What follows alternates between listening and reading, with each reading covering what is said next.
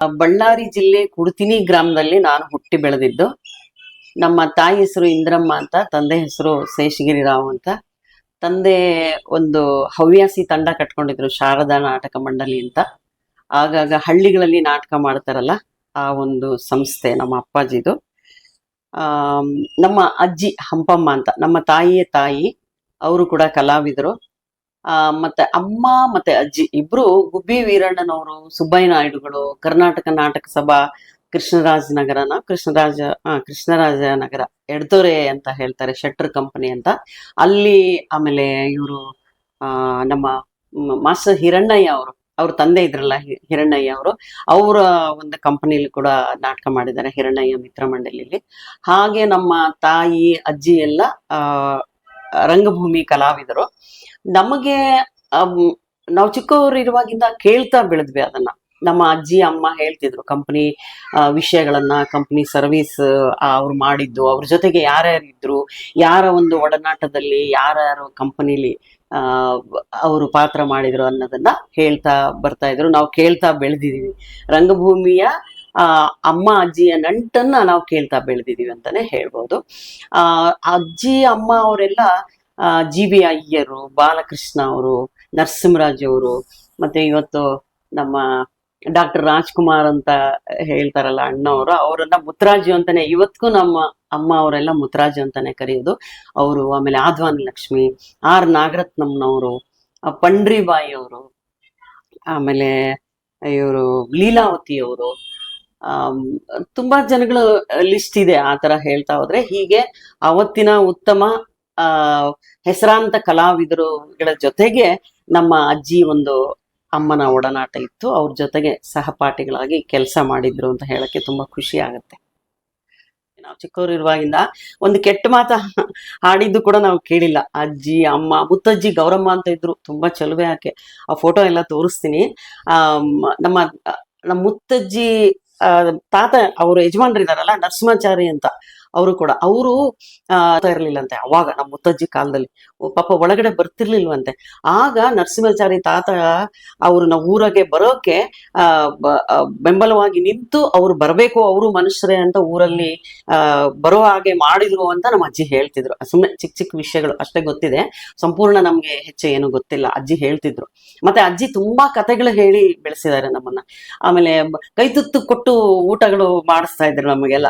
ನಮ್ಮನೆ ಉದ್ದಕ್ಕೆ ರೈಲ್ವೆ ಹಳಿ ತರ ಇದೆ, ಉದ್ದ ಇದೆ, ತುಂಬಾ ದೊಡ್ಡ ಮನೆ ಇತ್ತು ನಾವು ಬೆಳೆದಿದ್ದೆಲ್ಲ. ಮನೆಯಲ್ಲಿ ಯಾವ ಕೊರತೆನೂ ಇರ್ಲಿಲ್ಲ, ಕಾಳು ಕಡೆ ಕೊರತೆ ಇರ್ಲಿಲ್ಲ, ಹೊಲ ಇತ್ತು, ಮತ್ತೆ ಬೆಳ್ಳಿ ಬಂಗಾರ ಎಲ್ಲ ತುಂಬಾ ಇತ್ತು. ತುಂಬಾ ಚೆನ್ನಾಗಿ ಬೆಳೆದಿದ್ದೀವಿ ನಾವು ಚಿಕ್ಕಂದಲ್ಲಿ, ಬಹಳ ಸಮೃದ್ಧಿಯಾಗಿ ಮನೇಲಿ ಎಲ್ಲ ಇತ್ತು. ಆಮೇಲೆ ನಮ್ಮನ್ನ ಬೆಳೆಸಿದ್ದು ಕೂಡ ಹಂಗೆ ಬೆಳೆಸಿದ್ರು. ಅಡ್ಗೆ ಮನೆಯಿಂದ ಹೊರಗಡೆ ಮುಂದಿನ ಬಾಗ್ಲವರೆಗೂ ಕೈ ತುತ್ತು, ಅದು ತುತ್ತು ತಿನ್ಕೊಂಡು ಮತ್ತೆ ಓಡ್ ಬರ್ಬೇಕು. ಆ ತರ ನಮ್ಗೆ ಆ ಬಾಗ್ಲು ಮುಟ್ಟಿ ಯಾರು ಫಸ್ಟ್ ಬರ್ತಾರೋ ಅಂತ ಹೇಳಿ ಕೈ ತುತ್ತು ಕೊಟ್ಟು ಬೆಳೆಸಿದಂತ ಮನೆ ನಮ್ಮ ಮನೆ. ನಮ್ಮ ಮುತ್ತಜ್ಜಿಯ ಒಂದು ವಿಷಯಗಳು ಅಂತಂದ್ರೆ, ಅವರು ಊಟ ಮಾಡುವಾಗ ತಟ್ಟೆಲಿ ಹಾಕಿರೋದನ್ನ ಒಂದ್ ಬಟ್ಲಲ್ಲಿ ಒಂದಷ್ಟು ಅನ್ನ ತೆಗೆದಿಟ್ಕೋತಾ ಇದ್ರು. ಯಾಕೆ ಅಂದ್ರೆ ಅಲ್ಲಿ ಅಕ್ಕಪಕ್ಕದ ಮನೆಗಳಲ್ಲಿ ನವಣಕ್ಕಿ ಮಾಡ್ತಾ ಇದ್ರು, ಅಲ್ಲಿ ಜಾಸ್ತಿ ರೈತಾಕಿ ಮನೆಗಳೆಲ್ಲ. ಅನ್ನ ಪಾಪ ಅಕ್ಕಿ ಅನ್ನ ಕಡಿಮೆ ಅವ್ರಗಳಿಗೆ. ಆ ಅನ್ನ ತಗೊಂಡೋಗಿ ಅವ್ರ ಮನೇಲಿ ಯಾರು ಚಿಕ್ಕ ಮಕ್ಳು ಇರ್ತಾರಲ್ಲ ಅವ್ರಿಗೆ ಅನ್ನ ಕೊಟ್ಟು ಬರೋದು ನಮ್ಮ ಅಜ್ಜಿ.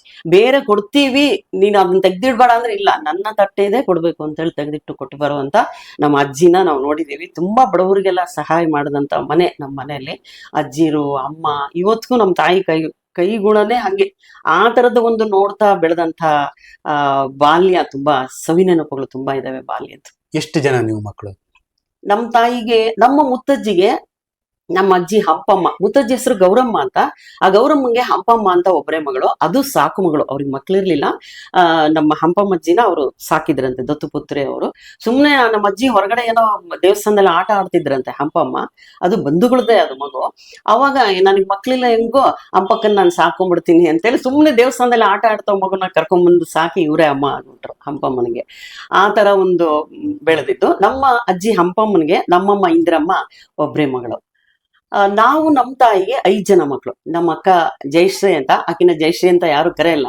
ನಮ್ಮ ಮುತ್ತಜ್ಜಿ ಅವರು ಒಬ್ರು ಅಜ್ಜಿ ಇದ್ರಂತೆ ಬಸಮ್ಮ ಅಂತ. ಅವ್ರ ನೆನಪಿಗೋಸ್ಕರ ಆಕಿನ ಬಸಮ್ಮ ಅಂತ ಕರೀತಾರೆ ಇವತ್ತಿಗೂ. ದೊಡ್ಡ ಅಕ್ಕ ಬಸಮ್ಮ. ಅವ್ರ ತರುವಾಯ 10 ವರ್ಷಕ್ಕೆ ನಾನು ಹುಟ್ಟಿದ್ದು, ನನ್ನ ತರುವಾಯ 2 ವರ್ಷಕ್ಕೆ ನನ್ನ ತಂಗಿ ವಾಣಿ ಅಂತ, ಆಕಿನ ಬೇಬಿ ಅಂತ ಕರೀತಾರೆ. ನನ್ನ ತಮ್ಮ ವೆಂಕಟರಮಣ ಅಂತ, ಅವನನ್ನ ಬಾಬು ಅಂತ ಕರೀತಾರೆ ಇವತ್ತಿಗೂ ಕೂಡ. ಇನ್ನೊಬ್ನು ಚಿಕ್ಕ ತಮ್ಮ ರಾಘವೇಂದ್ರ ಅಂತ. ನಾವು 5 ಜನ ಮಕ್ಕಳು ನಮ್ಮ ತಾಯಿಗೆ.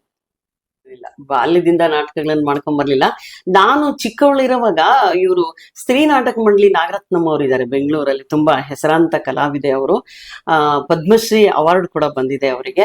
ಅವರು ಕಂಸ, ಭೀಮ ಈ ಒಂದು ಪಾತ್ರಗಳಲ್ಲಿ ದೊಡ್ಡ ಹೆಸರನ್ನ ಮಾಡಿದಂಥವ್ರು. ಅವ್ರು ಸ್ಟೇಜಿಗೆ ಬಂದ್ರೆ ಎಷ್ಟೋ ಜನ ಬೆಟ್ಟು ಕಟ್ಟೋರು. ಅವರು ಗಂಡ ಹೆಣ್ಣ ಅಂತ, ತುಂಬಾ ಜನ ಗಂಡು ಅಂತಂದು ಹೇಳ್ತಿದ್ರಂತೆ, ಆದ್ರೆ ಅವ್ರ ಹೆಣ್ಣು ಮಗಳು ಅಷ್ಟು ದಿಟ್ಟತನದಿಂದ ಪಾತ್ರ ಮಾಡ್ತಿದ್ರು. ಅವರ ಕಂಪನಿ.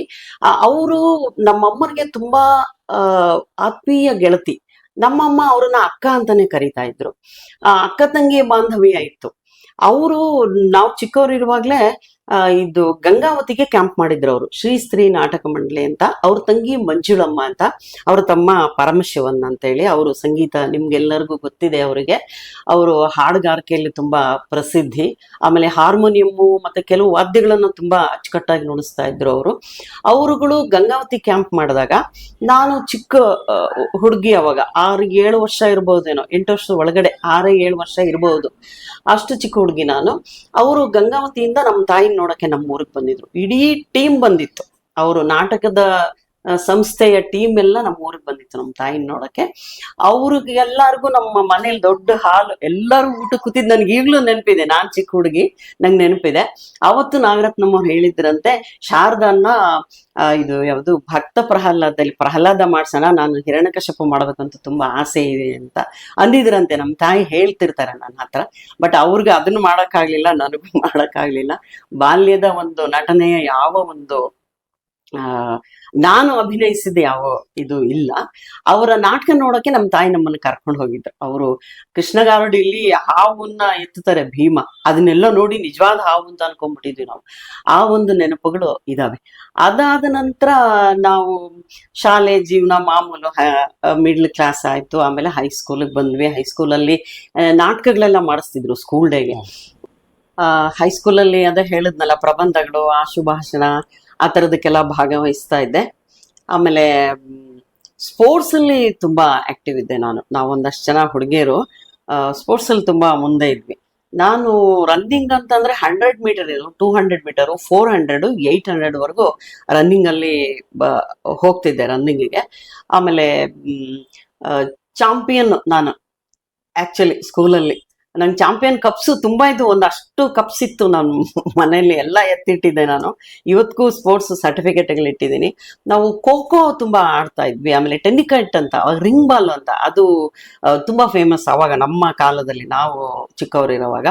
ಅದರಲ್ಲೂ ಆಮೇಲೆ ಶಾರ್ಟ್ ಪುಟ್, ಆನಂತರ ಜಾವಲಿಯನ್ ಥ್ರೋ, ಹ್ಯಾಮರ್ ಥ್ರೋ, ಇದೆಲ್ಲ ಇಂಥ ಆಟ ಆಡಿಲ್ಲ ಅನ್ನೋಂಗಿಲ್ಲ. ಎಲ್ಲ ಆಟ ಟಚ್ ಮಾಡಿದ್ದೀನಿ.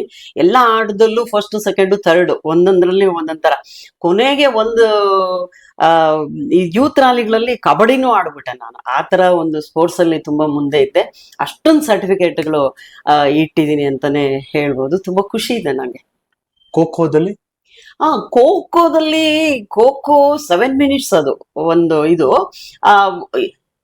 6-7 ನಿಮಿಷ ನಾನು ಒಬ್ಳೆ ಆಟ ಆಡ್ತಿದ್ದೆ. ಅಷ್ಟೊಂದು ಖೋಖೋದು ತುಂಬಾ ಉತ್ಸಾಹ ಇತ್ತು. ನಾವೊಂದಷ್ಟು ಜನ ಹುಡುಗಿಯರಿದ್ವಿ, ಓಂಕಾರಿ, ಆಮೇಲೆ ಉಮಾದೇವಿ, ನಾವು 3 ಜನ ಮಾತ್ರ ಖೋಖೋ ಫಸ್ಟ್ ನಮ್ಮನ್ನೇ ಕಳಿಸ್ತಾ ಇದ್ರು ಅವ್ರು. ಯಾಕಂದ್ರೆ ಅಷ್ಟು ಟೈಮ್ ಕಿಲ್ ಮಾಡ್ತಾ ಇದ್ವಿ ನಾವು.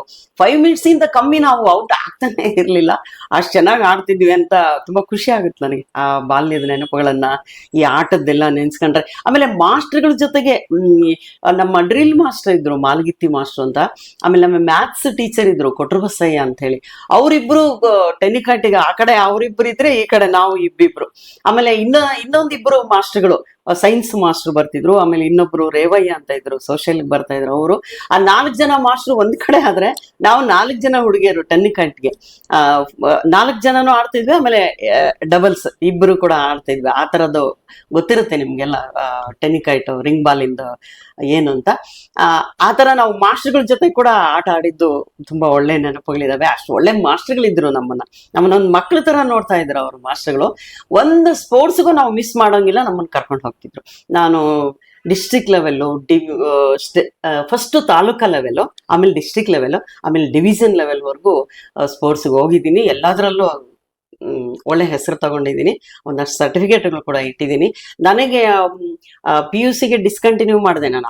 ಆಮೇಲೆ ಹೇಳ್ತಾ ಇದ್ರು ನನಗೆ, ನೀನು ಸ್ಪೋರ್ಟ್ಸ್ ಕೋಟಾದಲ್ಲೇ ಕೆಲಸ ಸಿಗುತ್ತೆ ಹೋಗು, ಅಷ್ಟು ಸರ್ಟಿಫಿಕೇಟ್ ಇದಾವೆ ಅಂತ. ಆದರೆ ನಮ್ಗೆ ಅದು ಋಣ ಇಲ್ಲ, ನಾನು ಎಲ್ಲೋ ಕೆಲಸಕ್ಕೆ ಹೋಗ್ಲಿಲ್ಲ. ಸ್ಪೋರ್ಟ್ಸಲ್ಲಿ ಮಾತ್ರ ಒಳ್ಳೆ ಸವಿನೆನಪು ನನಗೆ ಸ್ಪೋರ್ಟ್ಸ್. ಅಜ್ಜಿ ಹೆಂಗಿದ್ರು ಅಂದ್ರೆ ತುಂಬಾ ಸೋಷಿಯಲ್ ವರ್ಕ್ ಮಾಡೋರು ನಮ್ಮ ಅಜ್ಜಿ. ಮಹಿಳಾ ಸಮಾಜ ಮಾಡಿದ್ರು, ಶಾರದಾ ಮಹಿಳಾ ಮಂಡಳಿ ಅಂತ ನಮ್ಮೂರಲ್ಲಿ. ಶಾರದಾ ಮಹಿಳಾ ಮಂಡಳಿ ಅಂತ ಸೋಮಕ್ಕವ್ವ ಅಂತ ನಮ್ಮೂರು ಸದಾಶಿವ ಗೌಡ್ರ ತಾಯಿ, ಆಕೆ ಸೋಮಕ್ಕ ಅಂತ, ನಮ್ಮ ಅಜ್ಜಿ ಹಂಪಮ್ಮ ಅಂತ, ಇವರುಗಳು ಒಂದಷ್ಟು ಜನ. ಆಮೇಲೆ ನನ್ನ ಫ್ರೆಂಡ್ ವಿಜಯ ಅಂತ ಇದ್ದಾಳೆ, ಅವರ ಅಕ್ಕ ಆಕಾಶವಾಣಿ ಅಂತ ಹೇಳಿ. ಹೀಗೆ ಊರಲ್ಲಿ ಒಂದಷ್ಟು ಜನ ಪ್ರಮುಖರು ಸೇರ್ಕೊಂಡು ಒಂದು ಮಹಿಳಾ ಸಂಘ ಮಾಡೋಣ ನಮ್ಮ ಊರಲ್ಲಿ, ಹೆಣ್ಮಕ್ಳಿಗೆ ಒಂದು ಉಪಯೋಗ ಆಗುವಂತ ಈ ಹೊಲಿಗೆ ತರಬೇತಿ ಈ ತರದ್ದು, ಆಮೇಲೆ ಅಡಲ್ಟ್ ಎಜುಕೇಶನ್ ಇದೆಲ್ಲ ಮಾಡಬೇಕು ಅನ್ನೋ ಒಂದು ಉದ್ದೇಶದಿಂದ ಮಹಿಳಾ ಸಂಸ್ಥೆ ಅಂತ ಮಾಡಿದ್ರು. ಆ ಮಹಿಳಾ ಸಮಾಜಕ್ಕೆ ಸೋಮಕ್ಕವ್ವ ಪ್ರೆಸಿಡೆಂಟ್ ಆದ್ರು, ನಮ್ಮ ಅಜ್ಜಿ ಹಂಪಮ್ಮ ಸೆಕ್ರೆಟರಿ ಆಗಿ ಕೆಲಸ ಮಾಡ್ತಿದ್ರು. ತುಂಬಾ ಆಕ್ಟಿವ್ ಇದ್ರು ಅವ್ರು, ಓಡಾಡ್ತಿದ್ರು. ಆಮೇಲೆ ಒಂದಷ್ಟು ಜನನ ಊರಲ್ಲಿ ಓಡಾಡಿ, ಅವತ್ತು ಹಳ್ಳಿಗಳಲ್ಲಿ ಈ ತರ ಸಂಘ ಸಂಸ್ಥೆಗಳಿಗೆ ಬರೋದು ತುಂಬಾ ಕಷ್ಟ ಇತ್ತು ಹೆಣ್ಮಕ್ಳು.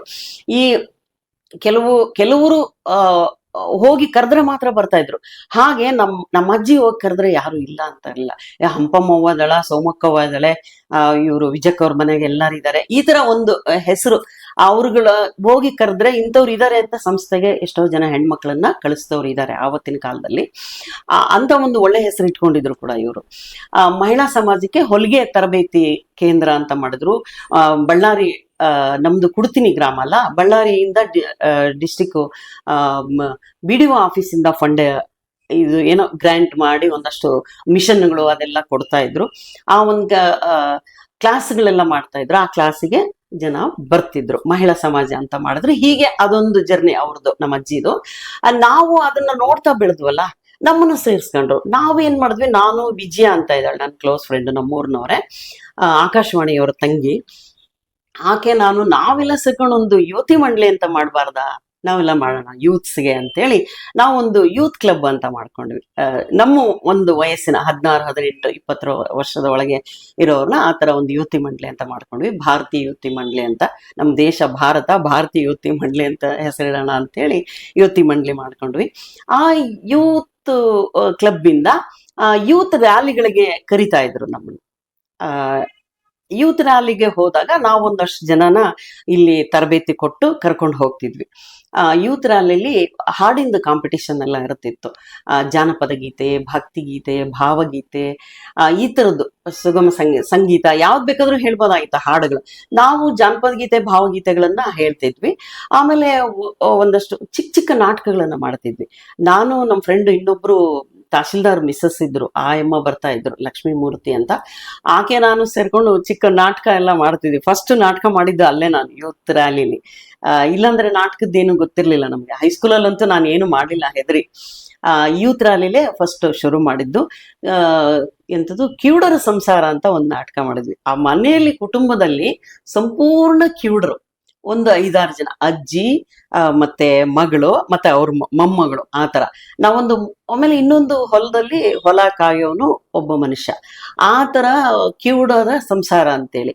ಯಾರು ಏನ್ ಮಾತಾಡಿದ್ರು ಬೇರೆ ಏನೋ ಅನ್ಕೊಳ್ಳೋದು, ಆ ತರದ ಒಂದು ಫಸ್ಟ್ ನಾಟಕ ಮಾಡಿದ್ದು ಅದೇ. ಅಲ್ಲಿಂದ ಆ ನಾಟಕದ ಜರ್ನಿ, ಹಾಡುವ ಜರ್ನಿ, ಈ ತರ ಒಂದು ಯೂತ್ ಕ್ಲಬ್ ಇಂದ ಯೂತ್ ರ್ಯಾಲಿಗಳಿಗೆ ಹೋಗಿ ನಾಟಕದ ಒಂದು ಸವಿ ಅಂತಾನೆ ಹೇಳ್ಬೋದು ಜರ್ನಿ ಶುರುವಾಯ್ತು. ಅಲ್ಲಿ ನಾನು ಹಳ್ಳಿಲಿ ಯೂತ್ ಕ್ಲಬ್ ಮಾಡ್ಕೊಂಡಿದ್ವಲ್ಲ, ಅದ್ರ ಮುಖಾಂತರ, ಆಮೇಲೆ ಮಹಿಳಾ ಮಂಡಳಿ ಮುಖಾಂತರ ಒಂದಷ್ಟು ಜನಗಳನ್ನ ಸೇರಿಸಿ, ನನಗೆ ಖೋಖೋದಲ್ಲಿ ಹೆಂಗೋ ಇಂಟ್ರೆಸ್ಟ್ ಇತ್ತು, ನಿಮ್ಗೆ ಮುಂಚಿತವಾಗಿ ಹೇಳಿದೆ ನಾನು.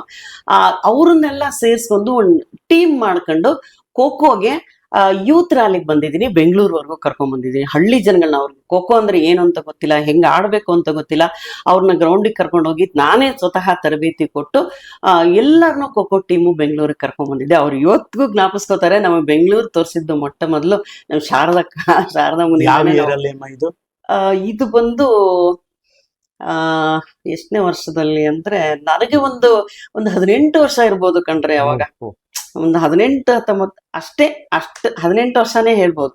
ಆಗ ನಾವು ಅವ್ರನ್ನೆಲ್ಲ ಬೆಂಗಳೂರಿಗೆ ಕರ್ಕೊಂಡ್ಬಂದಿದ್ದಾಗ ಹೆಸರಿಟ್ಟಿದ್ದು ನಮ್ಮ ಅಪ್ಪ ಅಮ್ಮ ರಮಾ ಅಂತ ಹೆಸರಿಟ್ಟಿದ್ರು. ತುಂಬಾ ಹಠ ಮಾಡ್ತಿದ್ನಂತೆ ರಮಾ ಅಂತ ಹೆಸರಿಟ್ಟಿದ್ದಕ್ಕೆ. ಆಮೇಲೆ ನಮ್ಮಪ್ಪ ನನ್ನ ಹೆಸರು ಚೇಂಜ್ ಮಾಡಿದ್ರು, ಶಾರದಾ ಅಂತ ಹೆಸರು ಕರೆದ್ರಂತ ಅಪ್ಪ.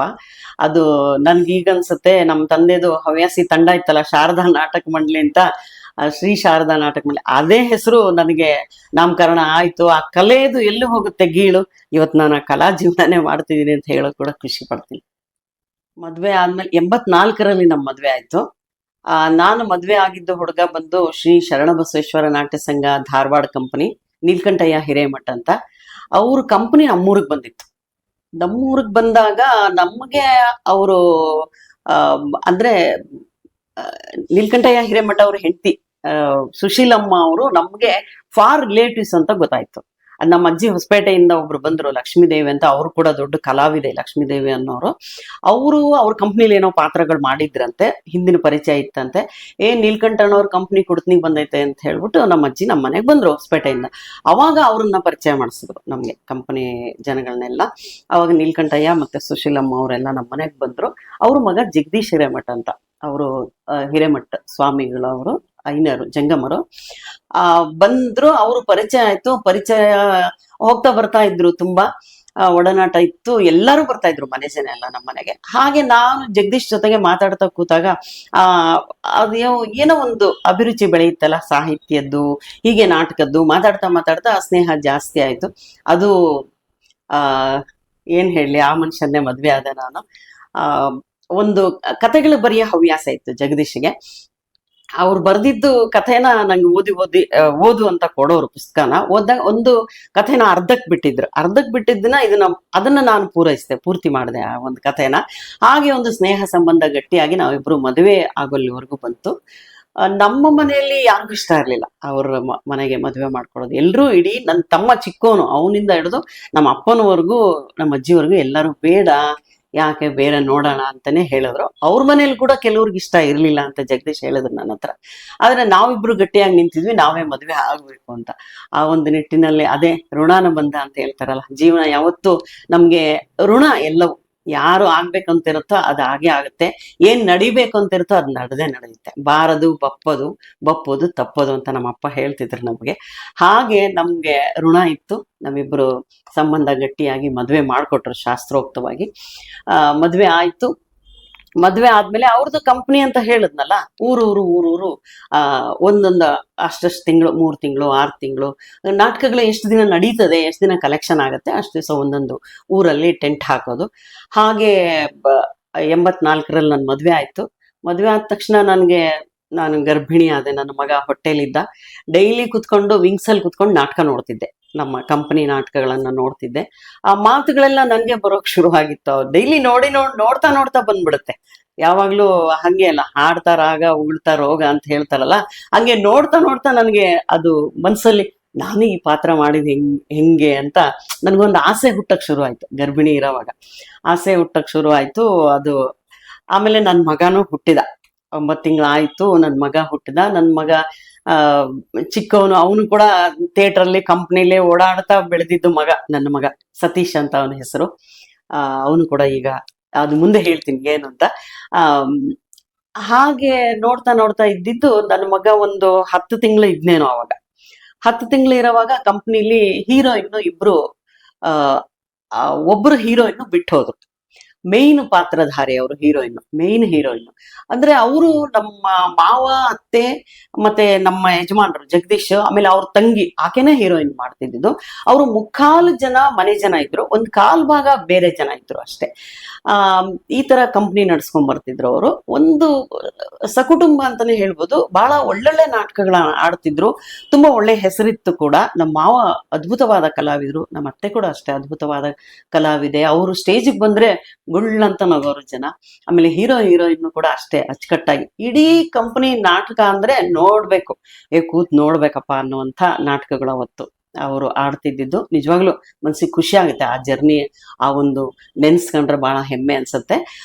ಆಕೆ ಬಿಟ್ಟು ಹೋದ್ರಲ್ಲ ಹೀರೋಯಿನ್ನು, ಬಿಟ್ಟು ಹೋದಾಗ ಒಂದು 15 ದಿವಸ ಕಂಪನಿ ಬಂದಾಯ್ತು.